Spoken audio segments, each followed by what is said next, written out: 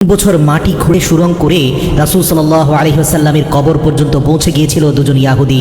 এবং আল্লাহর রাসূলের লাশ চুরি করার পূর্বে রাসূল সাল্লাল্লাহু আলাইহি ওয়াসাল্লাম তৎকালীন রাজাকে স্বপ্নে এসে বললেন, হে নুরুদ্দিন, আমাকে দুজন লাল চক্ষু বিশিষ্ট ব্যক্তি বিরক্ত করছে, এদের হাত থেকে আমাকে রক্ষা করো। প্রিয় দর্শক, হিজরির 557 সালে ইয়াহুদিরা চক্রান্ত করে রাসূল সাল্লাল্লাহু আলাইহি ওয়াসাল্লামের লাশ চুরি করতে নিয়েছিল মদিনা থেকে। অতঃপর অলৌকিকভাবে তারা কিভাবে ধরা খেয়েছিল এবং তাদের কি পরিণতি হয়েছিল বিস্তারিত জানতে ভিডিওটি শেষ পর্যন্ত দেখুন। 557 হিজরিতে তৎকালীন সুলতান নুরুদ্দিন জঙ্গি রহমতুল্লাহ আলাইহি তাহাজ্জুদ নামাজ পড়ে নামাজের বিছানায় ঘুমিয়ে পড়েছিলেন।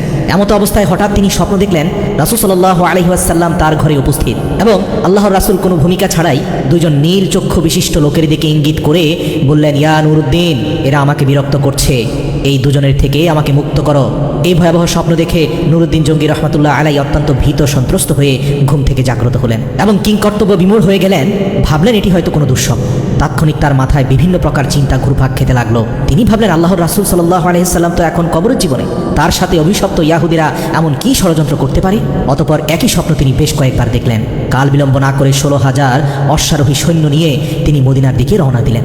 সেই দুজন ভয়ঙ্কর নীলচক্ষু বিশিষ্ট ব্যক্তিকে মদিনার অলিতে গলিতে খুঁজতে লাগলেন, কিন্তু তার সৈন্য বাহিনী দীর্ঘ 2 সপ্তাহ ধরে খোঁজার পরেও মদিনাতে সেই দুজন ব্যক্তিকে খুঁজে পেল না, যাদের ব্যাপারে আল্লাহর রাসূল সতর্ক করেছেন। এরপর 17তম দিনে তিনি মদিনার চারপাশ সৈন্যবাহিনী দ্বারা ঘেরাও করে ফেললেন এবং আদেশ জারি করে দিলেন, যারা মদিনার বাইরে আছে তারা ভিতরে আসতে পারবে, কিন্তু মদিনা থেকে কোনো লোক বাইরে যেতে পারবে না। নুরুদ্দিন জঙ্গি রহমতুল্লাহ আলাই জুমার খুতবা প্রদান করলেন। ঘোষণা দিলেন, আমি মদিনার মানুষকে দাওয়াত দিয়ে একবেলা খাওয়াতে চাই। আমার অভিলাষ সকলেই যেন এই দাওয়াতে অংশগ্রহণ করে। এটি সুলতানের আদেশ। সুলতান মদিনাবাসীকে আপ্যায়নের জন্য বিশাল আয়োজন করলেন। নির্ধারিত সময়ে খাওয়া দাওয়া শুরু হলো এবং তৃপ্তি সহকারে মদিনার অলিগলির সকল মানুষ এসে খেলেন, কিন্তু সেই দুজন ব্যক্তিকে খুঁজে পাওয়া গেল না। এরপর তিনি বিশ্বস্ত বেশ কয়েকজনকে জিজ্ঞেস করলেন, আচ্ছা, আর কেউ কি অবশিষ্ট আছে যারা এখনও আমার আতিথেয়তা গ্রহণ করেনি? এই শুনে লক্ষাধিক জনতার মধ্যে এক ব্যক্তি হঠাৎ করে বলে উঠলেন, হুজুর, আমার জানা মতে সম্ভবত 2 জন লোক এখনও বাকি আছে যারা আল্লাহওয়ালা বুজুর্গ মানুষ। লোকটির বক্তব্য শুনে তিনি কাল বিলম্ব না করে কয়েকজন লোক সহকারে ওই 2 জন লোকের আবাসস্থলে পৌঁছে গেলেন এবং নুরুদ্দিন জঙ্গি রহমতুল্লাহ আলাই ওই 2 জন লোককে দেখে প্রচণ্ড চমকে উঠলেন, কারণ এরাই তো সেই 2 জন ব্যক্তি যাদেরকে স্বপ্নে দেখানো হয়েছিল। তিনি জিজ্ঞাসা করলেন, কে তোমরা? কোথা থেকে এসেছো? তোমরা সুলতানের দাওয়াতে কেন শরীক হলে না? লোক দুটো তাদের পরিচয় গোপন করে বলল, আমরা মুসাফির, হজের উদ্দেশ্যে এসেছিলাম, কিন্তু প্রিয় নবী সাল্লাল্লাহু আলাইহি ওয়াসাল্লামের প্রেমে আত্মহারা হয়ে আর ফিরে যেতে মন চাইল না, তাই বাকি জীবন রওজার পাশে কাটিয়ে দেওয়ার নিয়তে এখানে রয়ে গেছি। উপস্থিত জনগণ তাদের পক্ষ হয়ে বলল, হুজুর, এরা খুবই আল্লাহওয়ালা মানুষ, সারাদিন ইবাদত বন্দেগী করে। এরপর সুলতান কারো কথায় কান না দিয়ে তাদেরকে সেখানে আটকে রাখার নির্দেশ দিলেন।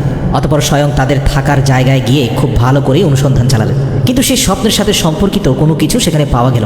এখনও রহস্য উদ্ঘাটন করতে না পারায় তিনি সীমাহীন চিন্তিত হয়ে পড়লেন। এক পর্যায়ে নুরুদ্দিন জঙ্গি রহমতুল্লাহ আলাই সেই ঘরের ভিতরে তার সঙ্গীদের বললেন, আচ্ছা, তাদের নামাজের মুসল্লাটি একটু উঠাও তো। সঙ্গীরা নির্দেশ পালন করল। নামাজের মুসল্লাটি বিছানো ছিল একটি চাটাইয়ের উপর। সুলতান আবারও নির্দেশ দিলেন, চাটাইটিও সরিয়ে ফেলো। তারপর চাটাই সরানোর পর দেখা গেল সেখানে বিশাল এক পাথর। সুলতানের নির্দেশে সেই পাথরটিও সরানো হলো। এবার পাওয়া গেল একটি বিশাল সুড়ঙ্গ পথ, যা ধীরে ধীরে নবীজির রওজা মোবারক পর্যন্ত মাটির নিচ দিয়ে পৌঁছে গেছে। এই দৃশ্য অবলোকন করা মাত্র নুরুদ্দিন জঙ্গি বিজলির ন্যায় চমকে উঠলেন। অতঃপর লোক দুটোকে লক্ষ্য করে ক্ষিপ্ত সিংহের ন্যায় ঝাঁঝালো কণ্ঠে গর্জন করে বললেন, তোমরা সত্যি কথা খুলে বলো, নইলে এক্ষুনি তোমাদের মাথা থেকে গর্দান সরিয়ে দেব। বলো তোমরা কে? তোমাদের আসল পরিচয় কি? কেন এখানে এসেছো? সুলতানের কথায় তারা অত্যন্ত ঘাবড়ে গেল। কঠিন বিপদ সামনে দেখে তারা আসল পরিচয় প্রকাশ করল এবং বলল, আমরা ইয়াহুদিদের আস্তানা মুসল শহর থেকে আমাদেরকে প্রশিক্ষণ দিয়ে এখানে পাঠানো হয়েছে, যাতে রাসূল সাল্লাল্লাহু আলাইহি সাল্লামের লাশ চুরি করে নিয়ে যেতে পারি এবং তা যেন ইউরোপীয় ইয়াহুদিদের হাতে হস্তান্তর করি। এই কাজে সফল হলে তারা আমাদেরকে আরও ধন সম্পদ দিবে বলে প্রতিশ্রুতি দিয়েছে। সুলতান বললেন, তোমরা তোমাদের পরিকল্পনা বাস্তবায়নের জন্য কি পদ্ধতি অবলম্বন করেছিলে? কিভাবে তোমরা কাজ করতে? তারা বলল, আমাদের নিয়মিত কাজ ছিল রাত গভীর হলে অল্প পরিমাণ সুড়ঙ্গ খনন করা এবং সাথে ওই মাটিগুলো চামড়ার মজকে ভর্তি করে অতি সন্তর্পণে মদিনার বাইরে ফেলে আসা। আজ দীর্ঘ 3 বছর যাবত এই মহাপরিকল্পনা বাস্তবায়নের কাজে আমরা অনবরত ব্যস্ত আছি। ঠিক যে সময় আমরা রওজা মোবারকের নিকট পৌঁছে গেলাম, মাটি খুঁড়তে খুঁড়তে আর একটু গেলেই রওজা মোবারকে পৌঁছে যাব, রাসূল সাল্লাল্লাহু আলাইহি সাল্লামের লাশ আমাদের হাতে চলে আসবে। ঠিক সে সময় ধরে আমাদের মনে হলো আকাশ যেন ভেঙে টুকরো টুকরো হয়ে যাচ্ছে, জমিন যেন প্রচণ্ড ভূমিকম্পে থরথর করে কাঁপছে। আমরা কোনোভাবে আর মাটি খুঁড়তে পারলাম না। দীর্ঘ 1 বছর মাটি খোঁড়া বন্ধ করে শুধু পরিকল্পনা করছি, কারণ গর্তে প্রবেশ করলেই ভূমিকম্প শুরু হয়ে যায়। তাদের বক্তব্য শুনে সুলতানের চোখ দিয়ে পানি পড়তে থাকলো এবং তার কাছে সবকিছু পরিষ্কার হয়ে গেল। তিনি সেই দুই ইয়াহুদিকে নজিরবিহীন শাস্তির ব্যবস্থা করলেন। একটি বিশাল ময়দানে 20 হাত উঁচু একটি কাঠের মঞ্চ তৈরি করলেন। নির্ধারিত সময়ে লক্ষ লক্ষ লোক উক্ত মাঠে সমাবেত হলো। সুলতান নুরুদ্দিন জঙ্গি রহমতুল্লাহ আলাই অপরাধী লোক দুটোকে লোহার শিকল দ্বারা আবদ্ধ করে মঞ্চের উপর বসালেন। তিনি লোকজনদের বিপুল পরিমাণে লাকড়ি সংগ্রহের আদেশ দিলেন। তারপর লক্ষ জনতার সামনে সেই ইয়াহুদি লোক দুটোকে মঞ্চের নিম্নভাগে আগুন লাগিয়ে পুরো ভস্ম করে দিলেন। কোনো বর্ণনায় আছে সেই আগুন নাকি দীর্ঘ 11 দিন পর্যন্ত জ্বলছিল।